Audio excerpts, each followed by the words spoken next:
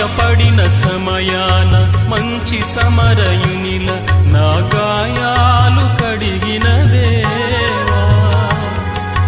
ఆకలైన వేళలో ఆహారమిచ్చి నన్ను